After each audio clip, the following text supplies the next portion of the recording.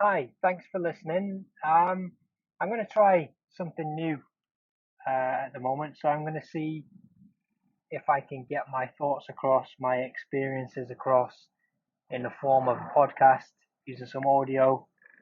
It's something I've not tried before. This is my first attempt at this. Just me talking about my experiences running, ultra running, um, the the challenging times, the difficult times, the good times, and how they've all made me the runner that I am. Hopefully, there's some things that you can take from what I talk about that can help you become a better runner, better endurance athlete, hopefully a healthier and longer living person. There's some nutritional changes, some dietary changes that I've made in my life as well recently that I think can help anyone and benefit anyone. If there's one or two things that you pick up from this, let me know what they are. I can elaborate on them. I can talk more about them. It can give me some ideas for future things to give you information on experiences, a little bit of the science behind it as well. So let's get into it and let me just go off and talk aimlessly. Really, this is the first time I've done this. I'm just going to talk from what comes into mind, thinking about running, ultra running. I'm going to start off back when I started running, just to give you a bit more of a background about me, who I am, how I got to where I am at the moment. So I started running. There were opportunities to run in school. I was always relatively fit, um, endurance wise. Always had quite a good, solid endurance base. Um, a couple of examples of that would be every year in secondary school, we used to do a sponsored walk where we'd walk. I want to say it was about possibly 4 miles, a loop from the school around some fields, raising money for charity. I'm not quite sure what the charity was. Thinking back, obviously not quite sure what the distance was, but I think it was roughly about 4 miles. And the whole school would do this one day of the year. There was one year one of my friends said to me, "Do you fancy running it?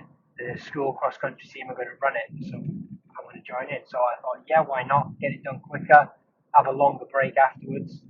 So we set up ready to run it. Got down there with the cross country team. I'd never really ran before, just playing around, playing football. I'd probably be about 12 or 13 at this point, I think. Mainly into playing football, team sports, football, basketball, back in my secondary school days. So we set off. This was back in the days before Garmin watches, before people regularly wore stopwatches on their wrists. So before mobile phones as well, or smartphones definitely. So we had one stopwatch between us, which was one of those ones with a rope where the coach would have it around the neck, and the cross country coach gave it to the fastest cross country runner to time it, and he'd stop the clock when he got back and take the split of everyone else as they got in.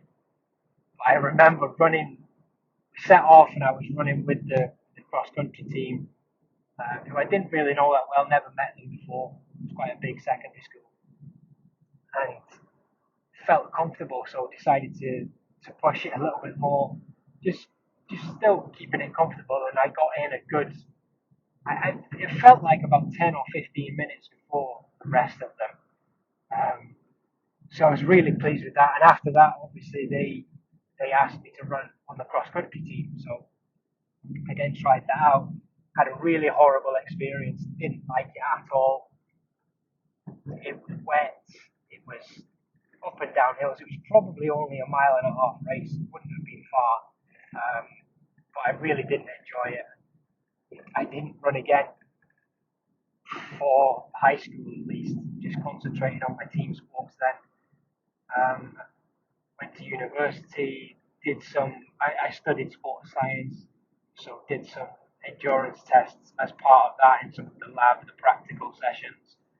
Um, was always the last one standing for bleep tests, yo-yo tests. Was the longest one running on the treadmills. I'd end up being the guinea pig for VO2 maxes, lactate threshold testing, because I was the one who enjoyed it and would run the furthest, and we'd have the most interesting things to talk about afterwards. So that's when I sort of was getting to understand that I had a decent aerobic base. I think one other key moment would be in university as well, where we did a Borg test on a treadmill, which is a walking test, and the incline goes up I think it's every 3 minutes. I'd have to check this. Um, so you walk at a constant speed. I think the speed increases at some point as well. And most of the other people, in fact, all of the other people in my group who tried this had finished within 5 or 10 minutes, and I was still going at 15 minutes. My heart rate was quite low. The incline was getting steeper and steeper, and that was when I realised that I had a bit more of an endurance engine than I'd ever really thought. Um, but I still, at that point, didn't really pursue it. Through high school and college, I'd always been given opportunities to join running schools, running clubs, but never really taken them up. Didn't really interest me at all. Um, I then in university again was doing a separate strength and conditioning qualification and learnt about long, slow distance running for fat burning.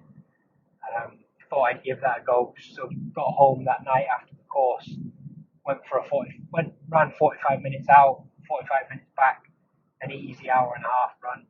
Felt comfortable, but again, I knew I had a good engine on me, but I never really did anything with it at that point.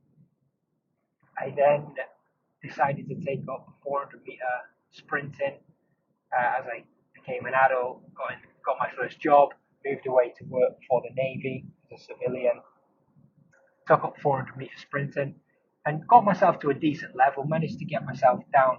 I've never really had natural speed, got from 1 minute 18, the fastest I could run, down to 60 seconds, 59 seconds, which I was pleased with. I'd really improved my power, my strength, but I was lasting a lot longer in sessions than anyone else. Didn't have the speed, but I had the endurance by far. Then I moved jobs up in York with the army, again as a civilian, and there was no track, so I couldn't do 400-meter running. So I decided to just run longer. Ended up doing 10-mile runs on a Monday evening, and just gradually increased my miles. Started to feel comfortable with it, and then was invited to represent the Royal Engineers in cross country again. Enjoyed it this time. Came second. Was myself and another runner who won. We were way out in front of the rest. So I realised then that I had something.